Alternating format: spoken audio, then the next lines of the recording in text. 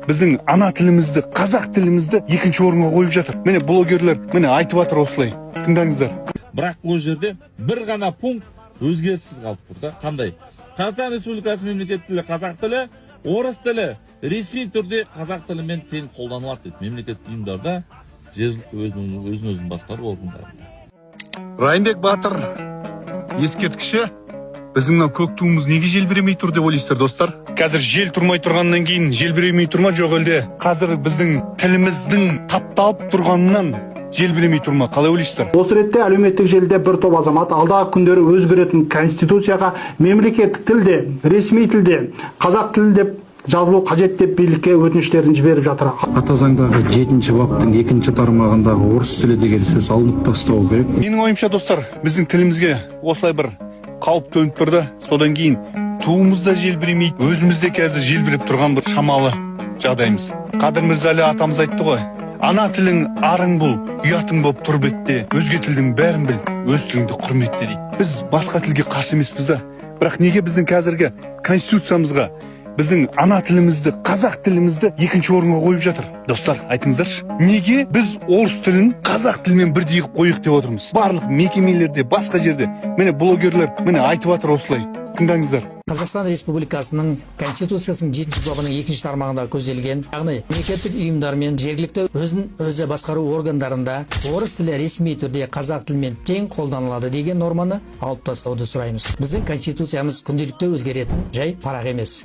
Сондықтан қазіргі таңда бұл конституциямызға жаңа өзгеріс енгізіліп жатқан кезде осы халықтың талабын сұрауларыңызды өтінемін. Мен қосыламын осылай блогерлерге. Блогерлер, егер де сіздер де мен тыңдап отырсаңыздар, қарапайым жандар, президентімізді белгілеңіздер, блогерлерді белгілеңіздер. Біз қарсы екенімізді осылай өзіміздің наразылығымызды түсіндірейік. Қазір білесіздер, Астанада жаңа конституцияның жобасы, жаңа, неге жаңа деп айтамын? Өйткені 84% өзгертулер. Ол дегеніміз тұтас конституцияны өзгерту. Сонау Америкаға 300 жыл болды. 300 жылда бірде-бір рет өзгермеген конституция. Біздікі қалай? 30 жыл өтті, қайттан жаңасын қоямыз ба?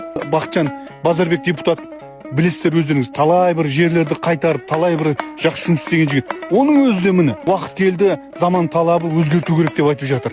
Оны да көріп қойыңыздар. Прежняя действующая конституция, она неплохая, очень даже хорошая.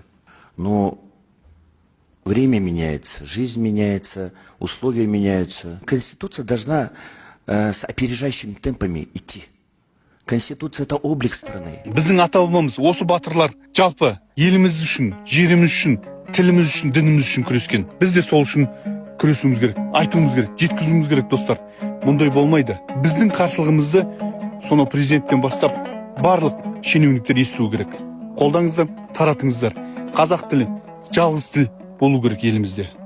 Жарық көрмей жатсаң дұзақ кен тілім, таза терең, өткір күшті кең тілім. Тарап кеткен балаларыңды бауырыңа, ақ қолыңмен тарталарсың, сен тілім.